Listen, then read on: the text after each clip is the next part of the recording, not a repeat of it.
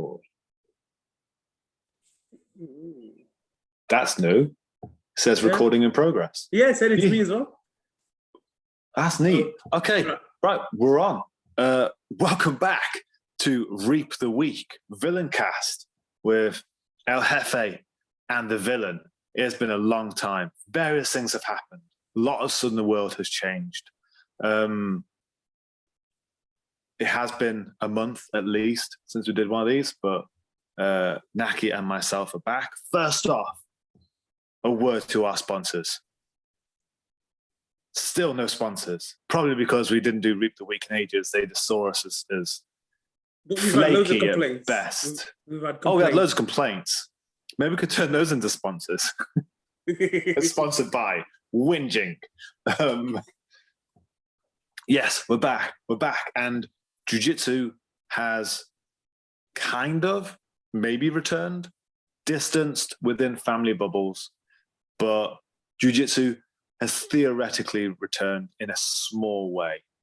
And it has been a long time coming. It's been glorious. But that's what we're going to cover tonight. So, Naki, hello, sir. Hola, amigo. How are you? I am very well. How are you? I'm fine. Thanks. Very good. Good? You're looking well. Thank you very much. You too. To anyone listen to that on audio only, like, they're thinking, oh, how are they figuring this one out? Like, we're on camera, so this will be on YouTube as well. So I can see him. This is not just imaginary. We're not in the same room. Okay, we'll start off with then. This has been an interesting point of discussion. Naki reminded me of this before we started recording. Back in the middle of lockdowns, yada, yada, yada, Naki made a prediction. What was your prediction, sir? That when we're allowed to train, we're going to have a boom of new people. Jiu-Jitsu is going to boom. Yes. And I was skeptical, partly skeptical. Maybe I agreed. I can't remember. But he was correct. And maybe I didn't see the reason why straight off the top of my head. I saw it from maybe the point of view of maybe there was some sort of thing that would get people suddenly interested in jiu-jitsu. A MMA show, or maybe jiu-jitsu no-gi suddenly got really interesting for people. There wasn't any of those things. It was people who have always wanted to do jiu-jitsu. It's just the pandemic made them realize that life is too short and they should just jump in both feet into the thing that they wanted to do. Yeah, I'd agree. There's so much I want to do now. Just waiting for this. Well, to be fair, the weather did change today and it's been quite nice. Yes. Yeah, just people. So yeah, sunny Stafford. And yeah, people want to jump in because they're like, I've always been interested, but now this freedom has meant, yeah, let's do jiu-jitsu. So we've had lots of beginners. I'm pretty sure every club's had loads of beginners. Interesting thing about that though is, and I think we talked about this in the podcast previously, but it's been good for me to actually have to figure out this issue live and get feedback. How do you teach a room of beginners? Where do you start? And that's the head coach. Yes. Have you liked? Because you've been present, you've heard me talk. Yeah, I'm watching. Does it seem like it worked? Yeah, I think it's worked. Especially when you roll with the newbies, like it's good, man. I'm enjoying rolling with a lot of beginners, and I'm like, yes, this is going. If some of these people stay on with us, they have got some potential, man. Even people who aren't actually would describe as athletic or having any kind of special athletic ability, just by understanding what we're teaching them. Special athletic ability, like a mutant. Like you said, athletic ability and special ability. Like these normal humans, normal humans, they're okay, but the special ones, like with the 4 arms, they have some people have weird genetics, mate.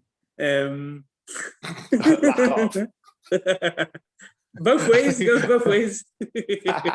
But Yeah, they stick into the rules. They stick into what what we're telling them, and they're covering the spaces. And obviously, we don't want to hurt them because it's the beginners. But yeah, they're making life hard. Well, that was the interesting part of whilst we were in lockdown. Obviously, it gave us a lot of time for reflection, to think, and part of that reflection was, how do you start people on this road?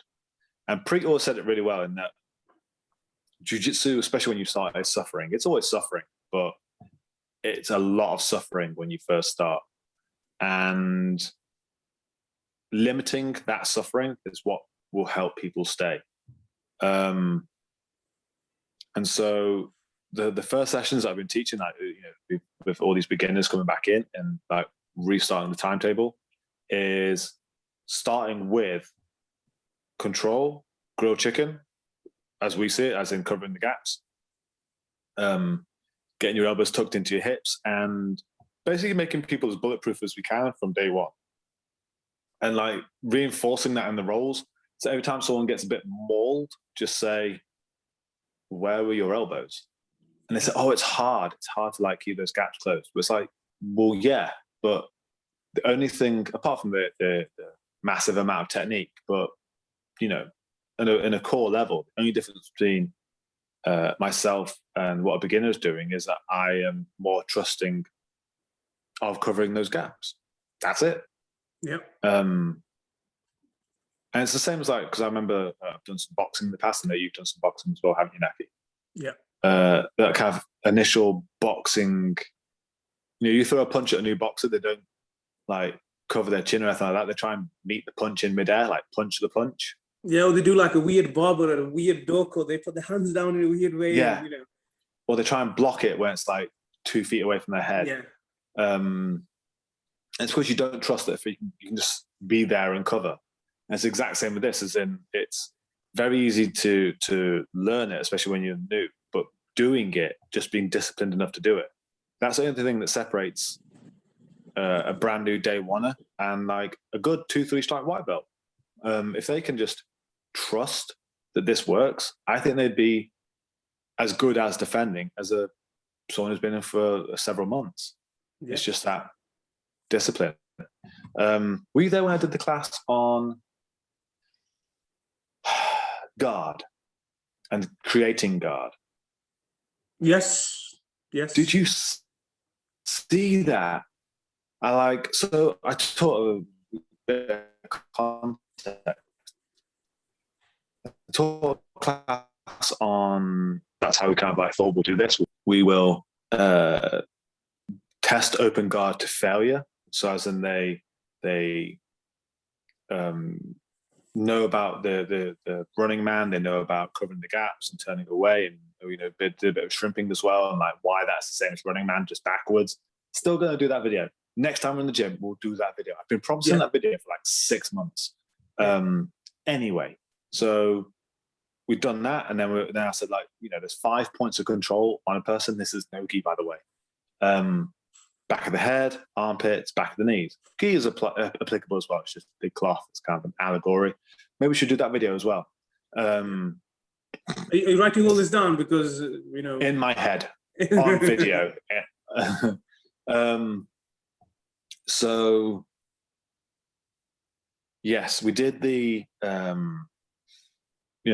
points of control, back of the knees, back of the head, in the armpits. And that's pretty much every guard, really, save maybe a few. And it was amazing watching these people just like develop guards there and then that will work it. And they were hunting for the controls and all this kind of stuff. And then we changed up the drill and said, right, now you know where those people are trying to aim for on you. Don't let them get there, and then try and get past their legs into their armpits again. And then you had people playing all manner of actual guards, like, half guard, de la riva, and just like killing people's passing. And then you had people doing passing, like trying to throw the legs out of the way or step through them. Like, we've not even taught them guard or a pass. Yeah, a big difference that I saw with obviously these new beginners and people who've started before lockdown, or before we started teaching them this way that we teach now, this whole defensive stuff, is they get stuck in and they're not scared. Like, how some people, when they used to start, they just freeze and they just expect you to start attacking and doing things. And, as an experienced person, you'd be like, oh, don't worry, just come, let's give it to what you've got. You know the rules. Well, at that time, whatever the rules were. But obviously, now it's like, because they know they need to cover their space, they don't care. They'll attack you as well. I'm like, oh, okay, this is going to be fun. Yeah, that's the thing. They went hunting. Yes. Like they were hunting for each other's armpits, like trying to, because again, I think we did a bit about, so this is 2 lessons, by the way, 2 lessons. 2 lessons, yeah. And we had people going for, like, doing their really, really nice, like, tucking in the side control and passing in the side control and getting, like, into people's armpits and just holding them down. And, like, it was amazing to watch. I was sitting there watching people, with their partners playing these things. And, we hadn't drilled, I hadn't really taught much, of any guards. I gave a couple of examples of why it works and where it would be. But then they'd release and they'd go back into open guard, and then they were covering and then shrimping, getting their legs back in or turning into running man. You think, this is day 2. Yeah. Day 2. Day 2, exactly. Yeah, so as far as tests go, I think it was a pretty successful test. Yeah, I agree. Time will tell more, but at the moment, I think our results are very positive. Yeah. Oh, completely. I think that's going to be like the interesting part, though, is currently, it's kind of like, how do you create the longevity and the interest? Currently they're learning, nothing, no attacks. They don't need them, I thought. And so they're just learning, how to keep an open guard, how to then hunt for gaps and try and claim as many of the 5 points, because the more the 5 points you get, the better the guard control would be. Returning to that open guard position, keeping them out of the space, keeping their legs facing them, tracking and all that kind of stuff. That's not covering any of the stuff that people kind of associate with what we do. There's no pain. There's no submissions. And it's kind of like, now it would be interesting. This is almost like phase 2 of how do you then get people sold on jiu-jitsu, because they've got the defensive / control hunting aspect. And now it's, they need to be looking for an end goal submission. So that's going to be now crafting that. And how do you then connect the 2 things together? I think it's definitely what we've spoken about showing the end product, showing the control, and then just letting them work backwards to that control. This is obviously new. This is brand new beginners that we're trying this on. So I think we should feedback. I think we should feedback to all the people that have stuck around and waited for this to release a new week, because I'm pretty sure that our numbers were really good before we had this month off. And now, man, I'm going to put this up. There's going to be like 2 people listening to it. It's going to be me and you, maybe a third. It's going to make me so sad. We'll be all right. But now's the time for us to actually, like before, it was throwing stuff in the air and like, how do you talk so much about jiu-jitsu when there's no jiu-jitsu on? But now it's like, right, let's talk about jiu-jitsu, because jiu-jitsu's like exploded. There's such a big, so much interest and like questions all of a sudden.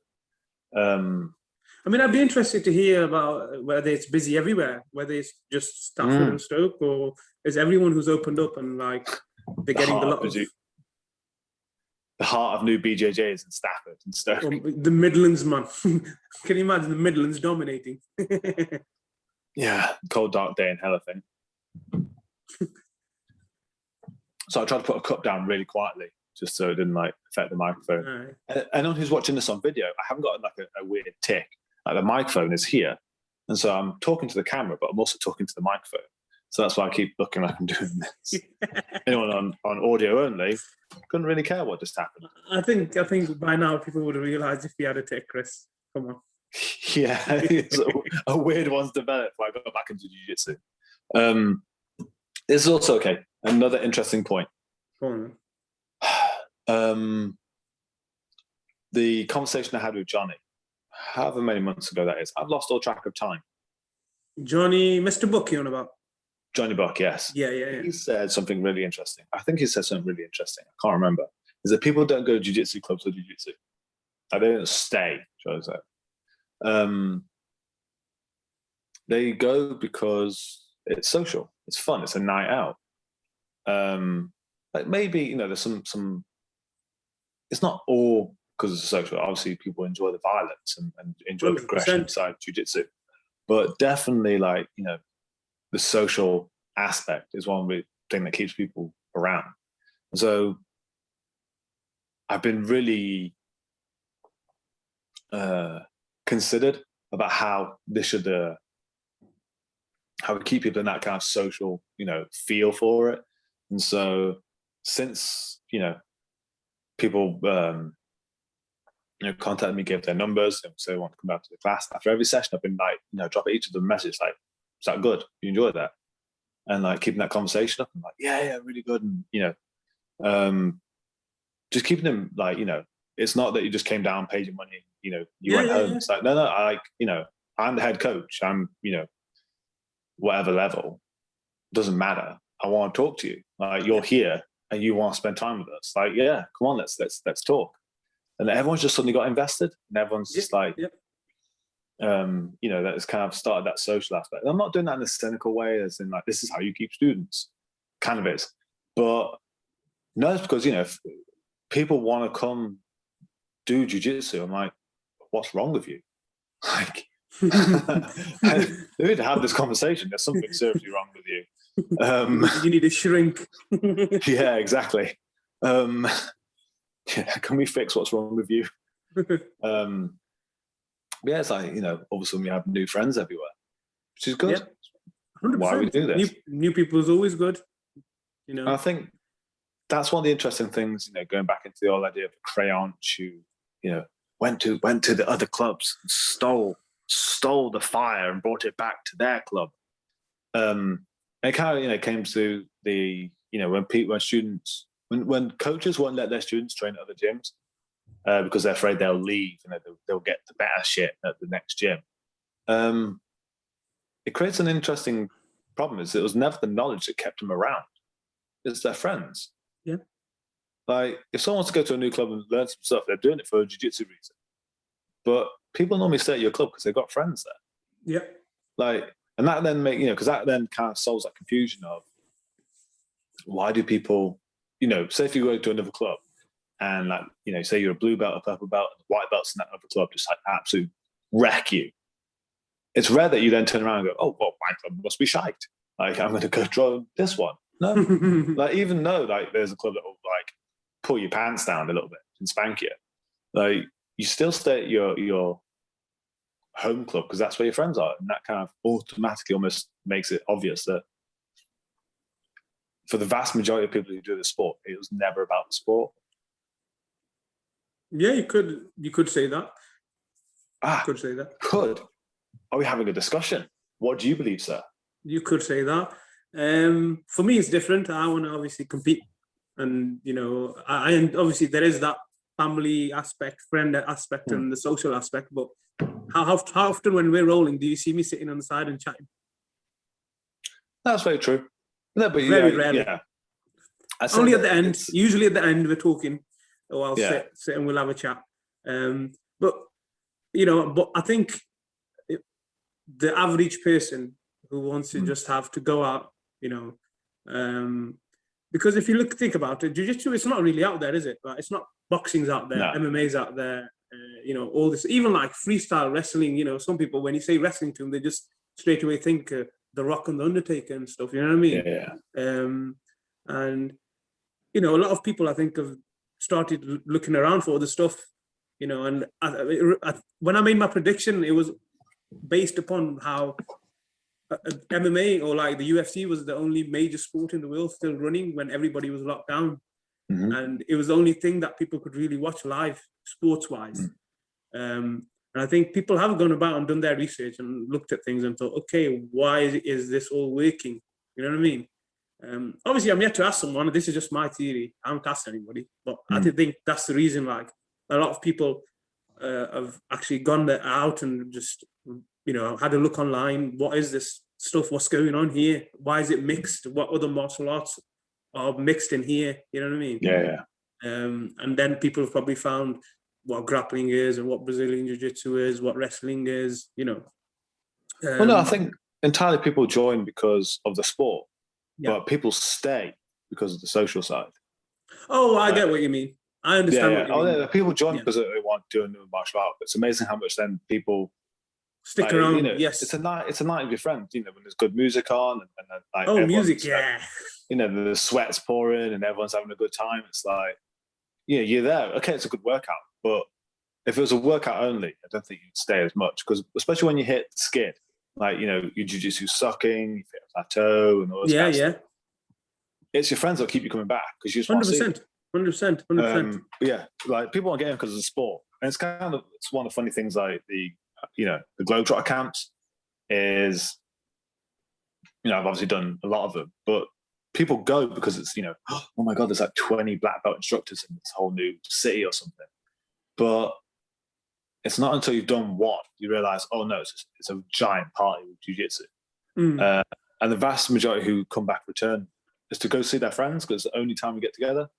And you know, jiu-jitsu clubs are pretty much the exact same thing in the microcosm. You go because also there's good jiu-jitsu and good training and you get a good workout. But yeah, like it's the people around you. You don't go. It's very, very rare you'll see people just go in quietly, train jiu-jitsu and leave. Like that doesn't. They don't just go study jiu-jitsu and go home and not you know, talk to any other human being there. It's like, no, I need to study the jiu-jitsu and then I'm leaving.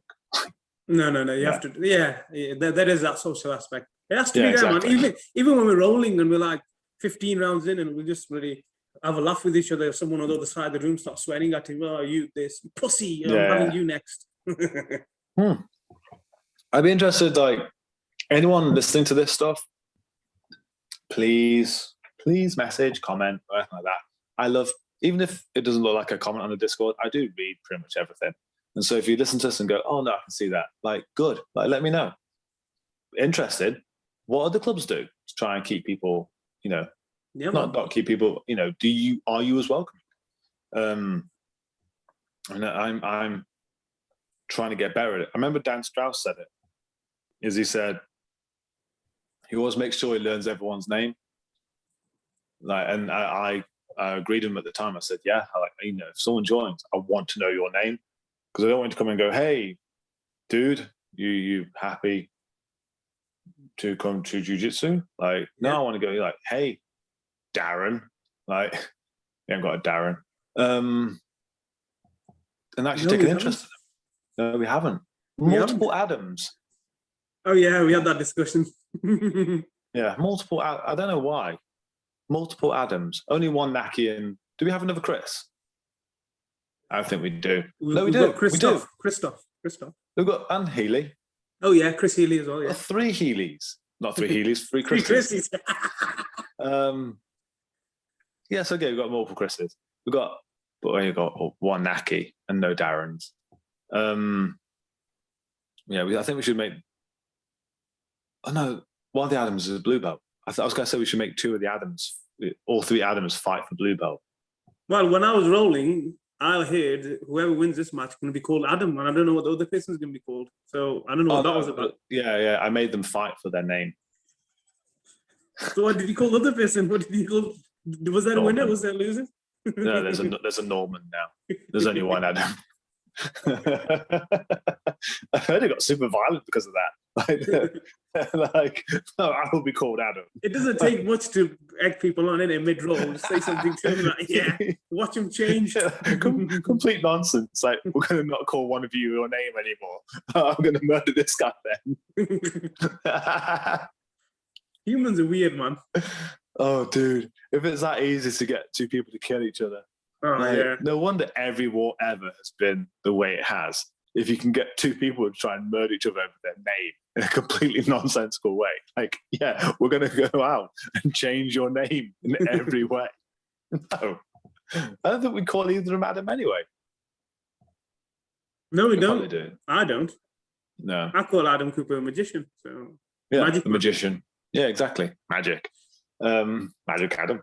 Yeah, it's funny that I could just get people to do that. Human beings are weird.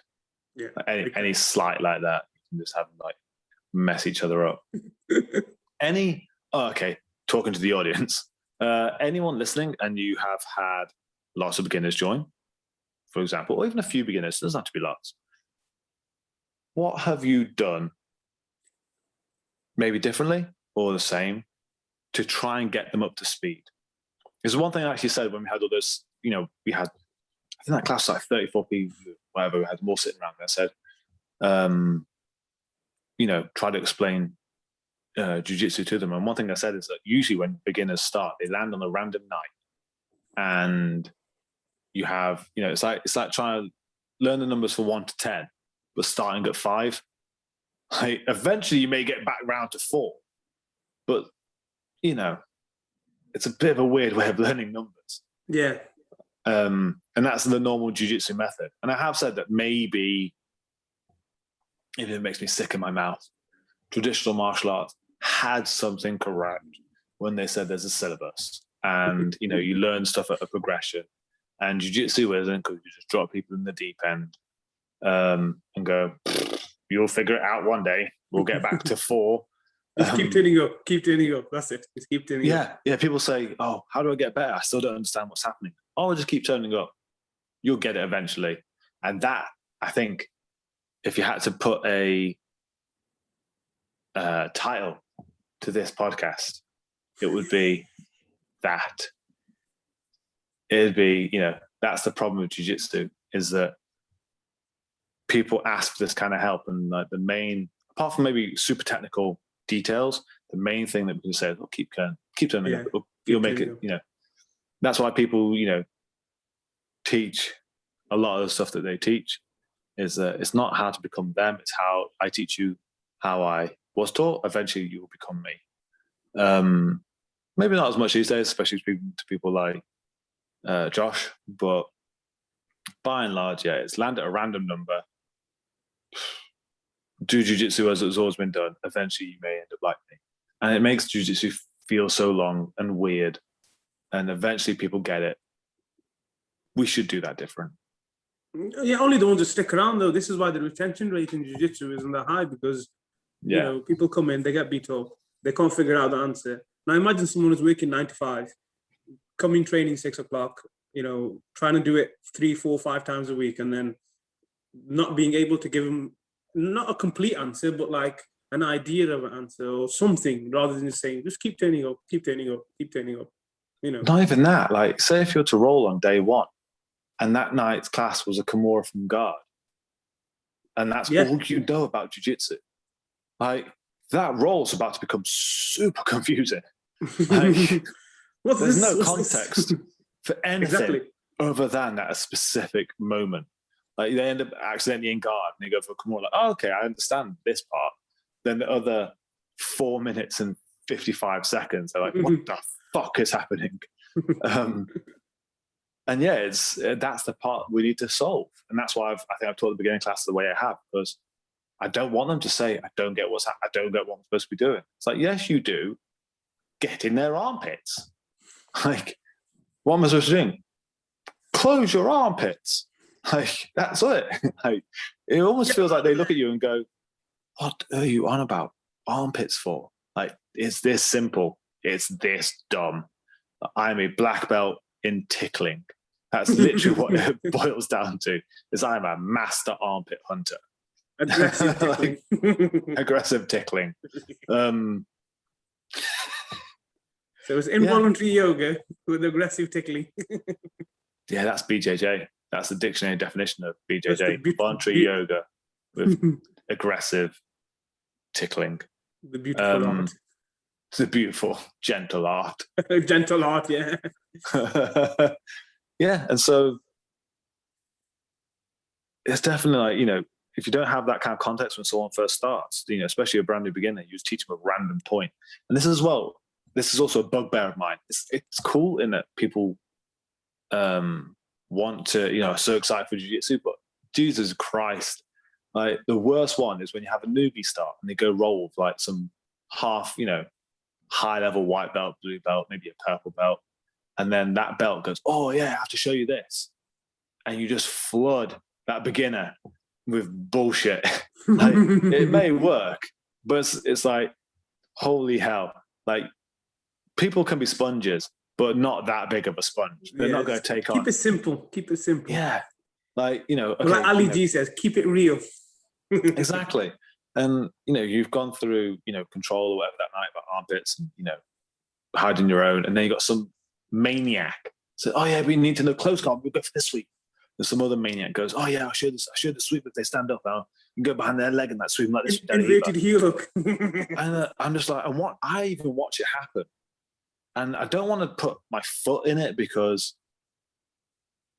I'm happy that people are so excited about jiu-jitsu and like going to the newbie and saying, oh my God, look at this cool shit I found. Like, cool, be excited for jiu-jitsu, but I also need to sit there and go, you're making them think we're all crazy. Like, you're giving them too much information. They ain't going to remember any of this nonsense. Yeah. Like, maybe down the line, give it a year or two, and then you're like, oh, you play this guard game and you do this. Like, this is a detail I add. That makes sense. But when this person has zero idea what the hell is happening, all they can see is two people rubbing each other aggressively with their bellies. Like, some of my friends are going to laugh at me now. Why? That's all. I thought that's what we did. It's a surprise I got a black belt, really. I just got really good at rubbing my belly on other people. Like, do you like it? No. Punch sometimes. We do punch as well. We go for submissions. We break bones. We choke people as well. just start rubbing them aggressively, and eventually, tap. And then pretty soon, all these people. Peter comes in, see all these people tapping from me that's jiggling on top of it with my belly. He goes, oh, it must be really good. Black belt. I'm like, I don't know what's happening. I've just been rubbing my belly for so long. That's all jiu-jitsu's been. Yeah. 12 years. I watch like people like you and Alex, and I think, what are they doing? It's not what I've been doing. It looks crazy. What are they doing with their legs? Yeah, why are they innovating so much and why are they always upside down? Exactly. I didn't have to do it with my belly, but why upside down? Oh, it's magical. I've missed it so much. I was talking like to people about, if they're coming back, and they were saying like, I hit a big plateau in jiu-jitsu and stuff. And yeah, that can obviously crush people. They get super frustrated. But like just the that kind of euphoric feeling there, like when you come back with people, and it's the exact same when you break that plateau in jiu-jitsu. It's just like nothing's the same. Nothing beats it. Like when you have these kind of high points in jiu-jitsu, like when you break that plateau, or just moments like that where it's just like you get to talk with your insane friends. Because that's one thing about jiu-jitsu, I would say, is that it creates the weirdestly strong friendships. Yeah. I think it's because I've managed to travel a lot in this sport, and I've met loads of people, and I love them all dearly. Even if you didn't speak the same language, I still love you. And it's because it's like a dance. Like, you get to dance with this person, see how they dance back, and like you can get a good beat on them. Sometimes they dance like a wanker, and you're like, I don't want anything to do with this fool. And then some people, it's like they get to slow jive and whatever. I have no idea about dancing, and you're like, I like this guy, I like this girl. They dance well, and then it's like you're best friends. I think it's because you put in a lot of trust in that person that should they kick your ass, that when you tap, you let go, and that's a lot of trust to put in someone. Yeah, it's a weird bond, very weird bond. Yeah, exactly, and that's like when we about that dance, that because, and this is one thing I've been explaining to like the beginners and like the kids class and stuff. Like my main primary concern when I'm rolling is the safety of the person I'm with. Everything else, I'll keep constant peripheral vision all the way around me. That if we approach anyone else, like, no, stop. I'll look after your head and I'll move it away. You ain't getting hurt on my watch. That's my job. And saving the mirrors. Save the mirrors. Yeah, saving mirrors, saving walls, saving the surroundings. I am looking after that person. And yeah, that, you know, that's the way it should be. That's how you can put a lot of trust in people. That you can have this like violent exchange, yet for the entire time they're looking after you. They're making sure they don't hurt you. They're making sure they don't catch you. And that, you know, that by that dance, you know, you develop that insane trust with someone, and you eventually stop, look at each other, and like, oh, we're best friends now. And you know, we share. You know, you put that trust in someone, and you've also got sport that you know, deeply adore, that you can share and talk about. Yeah, jiu-jitsu creates weird friendships. Yeah. And, you know, when you talk with someone like this and you hit those little buzz points, you're just like, oh, cool. This is amazing. How we get to talk about this and do this. It's awesome. Would you agree? 100%, 100%. Oh, Like, I don't think I've fallen out with anyone in my 6 years of jiu-jitsu now. I don't think I've fallen out with anyone. I think it also can happen, you know, friendships and all that kind of stuff. Yeah. I'm not saying that we're going to break friends. No, no, we're best friends. Even though we've hospitalized each other. So, yeah, a few times. You know what I've said about, oh, we look after each other. Yeah. You snapped my nose in half. Yeah. But I was there with you at the hospital when your leg was snapped as well. You did, when Lloyd broke my leg or broke my foot. But no, remember when you heel kicked me in the nose? I know, I remember. I was a white belt then. Like anyone on the video, like video watching this, you see my nose isn't straight. Like it bends there. That's him. That's Naki. Like he was, I think he was trying to like pummel his legs back in it. So he just like heel kicked me straight across the nose. Did you hear it crack? Yeah, because you just went straight down. I was like, shit, and blood was everywhere. Did you hear the crack itself? I could feel it on my heel. I was like, nah, this is bad. That's better. That's why I texted you. I remember texting you afterwards, and I was like, Chris, please don't kick me out of the club. I love jiu-jitsu too much. That was accidental. That's another thing, like explain that to beginners, like, or even people in general. It's like, how many times have you been hurt in jiu-jitsu? And everyone's like, oh my God, I'm so sorry. I've snapped your nose in half. And you're like, don't worry about it. Don't worry about it. It's cool. I don't know, maybe it's a universal healthcare thing that we have in this country that we don't care. Maybe in America or somewhere like that, maybe they'd sue each other. But that makes me, I'm worried about that. I need to talk to more Americans. How do you roll with that kind of looming threat of medical bills? Because I say, you know, Naki breaks my nose. I'm like, don't worry about it, man.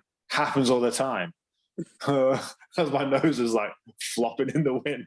Go to hospital, wear a weird helmet or something for a couple of days whilst I'm rolling. And oh yeah, I remember that as well. Do you remember when the face mask?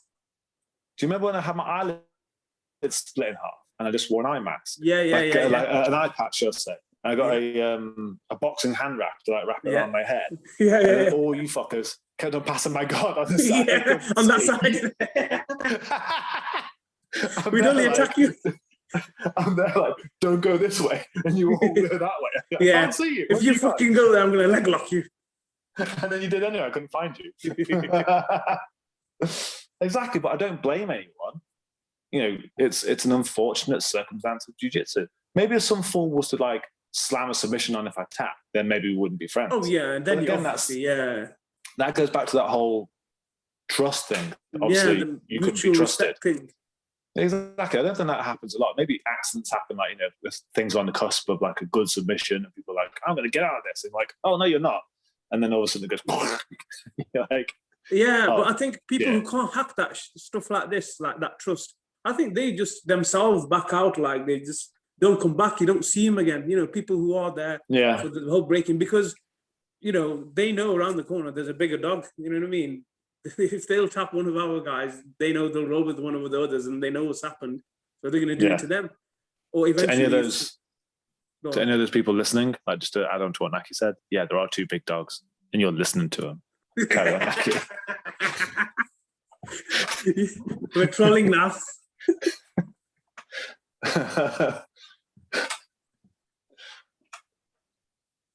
What was on about? I thought your audio had gone then. No, I was just laughing my head off at that. Just that little break. But yeah, like about beginners, about big dogs. Yeah, if they come in with the attitude of, because you do get them guys, you know, who think they can street fight, and you know, they get dealt with a little bit, and if they get the better of a white belt or even a blue belt, you know, who's probably smaller than them, if when Wade starts traveling, it'll take probably on the same night or a few nights when they come down again, then someone will slap them up a bit. I mean, to keep it literal. That happens in our gym. I mean, you monsters are mat enforcers, and I didn't know. I thought I was welcoming. we are welcoming, but there has to be a standard, because we're not play. At the end of the day, we're not. I don't want to disrespect any of the martial arts, but we're not play fighting, are we? No. There's a mild legitimacy to what we do. Yeah. No, I'm happy with how we found a nice way for everyone to feel welcome and like get this beginner thing going.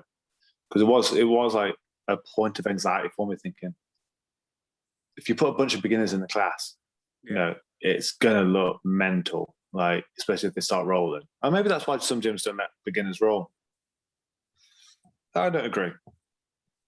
I prefer people to get stuck in and feel what this sport is about. If there's no sparring in a session, it's not a session. It's not a jiu-jitsu. It's not a jiu-jitsu class. It's as simple as that. It has to be sparring. Yeah, exactly. It's like going to a football training or something, and not having a small kickabout at the end. People want competition. They want exercise. Yeah. And can you imagine how bonkers that would be? Like, you go do 45 minutes of kicking the ball around and dribbling around some I don't know, lampposts. I don't want to use it in football. Cones, man. People, shirts, imaginary things, holes in the ground. So they go do whatever footballers do, and then at the end of it, they're like, you know what? We're not going to play any football. We're going to go home. You go mental. He's like, can't we just you're not wrong. You're not shoot wrong. A ball at the fucking net thing. Yeah, I felt that experience myself. You're not wrong. Football and rugby, where you have a session, especially rugby, because it's a bit more physical, and you're doing all this tag stuff, and then you're hoping for just like 10 minutes at the end where the coach can just say like, all right, boys, 5 minutes each way, you on this side, and that's it, we're going to have it out. And you're like, when that didn't happen, you'd be so gutted. You'd be like, the whole session was useless. Why did I even waste an hour? Imagine going for a couple of months like that. Yeah. Like, a couple of years or some places. I think that falls into the part of, that's why it's better to have this kind of system to actually get people that they can spar from day one. Because then, maybe that's why the reason to not have beginners spar, because they don't have context what they should actually be doing. But if you give them that context, then absolutely they can go for it, and they can, especially when you have that good kind of talk, there's the obvious things, don't go, this is the rules. We don't, no punching, no kicking, no biting, no scratching, no eye gouging, no putting things into orifices. Did anyone listen to that? Like, you can tell I've said that 100,000 times. Yeah. The reason why. the reason why. I have to hear it at the start of every session, and I'm like, oh, here we go again. Here we go again. And we have a little laugh as well. The reason why is because it's happened in the past. Yeah. Back in the early days, there was someone actually, it happened to someone who's recently rejoined us. Oh, I'm going to have to remind him of this story, that he's the reason why I have to say this all the time. Okay. Anyway, so no inserting appendages into orifices, because we had someone trying to get rid of another person from a mouth by poking his thumb towards their butthole. And I've never seen someone leave mouth so fast in my life. Mate, anyone would. Oh, yeah.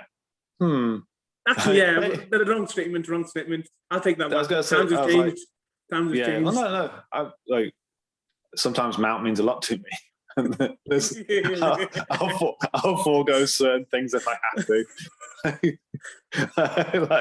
That's too much punishment for my liking, mate. for king and country, I'll hold this position.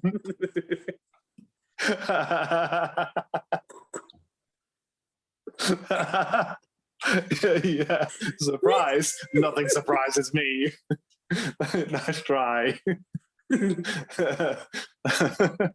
But yeah, because of that, I had to then start adding into the beginning spiel, no prodding of places to remove people, because it worked too well. They move too fast.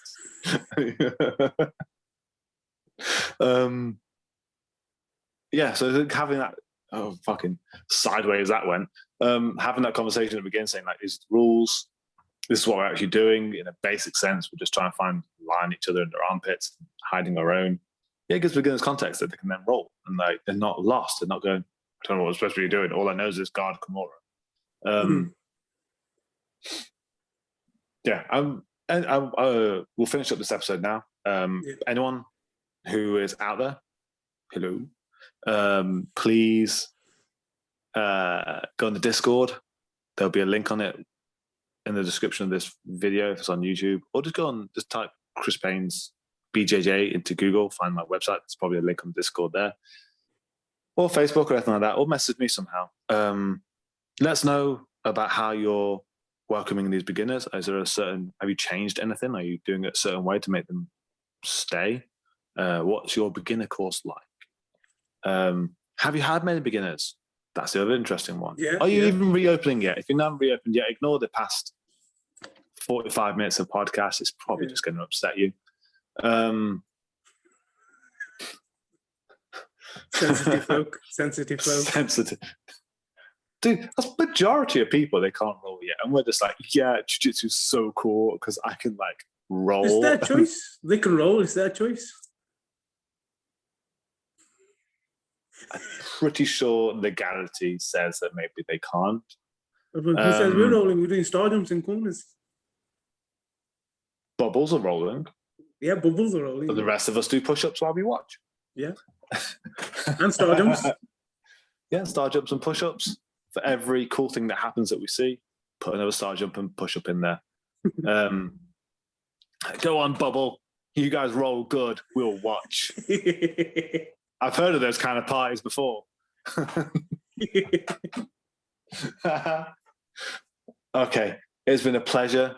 As always. Anyone also listening, like, we've got a new video. We've recorded a video.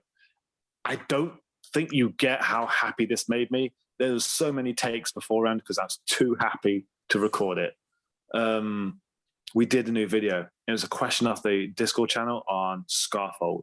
So it's be up imminently, probably the same time this podcast comes out. So if you listen to this, there's a high chance that YouTube video is already up there. Check it out. Bit rusty, but I thought it went well. Naki taught the majority of this one. Things have changed. Like, come out of this lockdown and, you know, all lost a bit of weight because we're like, you know, want to get ready for jiu-jitsu. And then, you know, we're doing these videos again. Naki's teaching some of it. It's, man, good time to be in jiu-jitsu. Yeah. Sorry to those who aren't. It's been a pleasure, sir. As always. I look forward to seeing you on the next one. Never at all. Never at all. This has been Reap the Week with El Jefe and the Villain. Good night.